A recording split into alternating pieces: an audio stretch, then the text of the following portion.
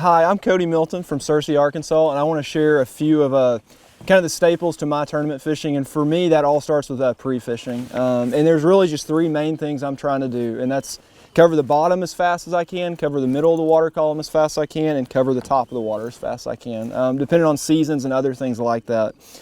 For me, especially if I'm in Texas or places with better bottom composition, I'm going to almost always start with a Gin LaRue biffle bug. And that's mainly to test the bottom composition and see what's holding on the bottom.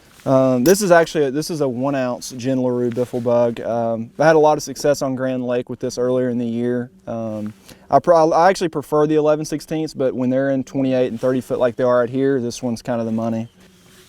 And the jackhammer is what I generally use for the middle of the water column, at least just to start things off. I use a Kayak Easy Shiner on the back. A lot of people use the Zacos. It is a little more subtle and I believe works better in kind of colder water temperatures. And from there, for me, the top of the water column, I'm generally going to throw a buzzbait or a whopper plopper, something faster.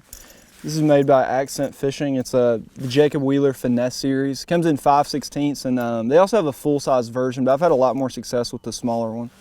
And you can get more dialed in from pre-fishing, and from there, I mean, you can play with all different types of techniques, but those are probably the three main things that I try to do to pre-fish as fast as I can and learn a body of water.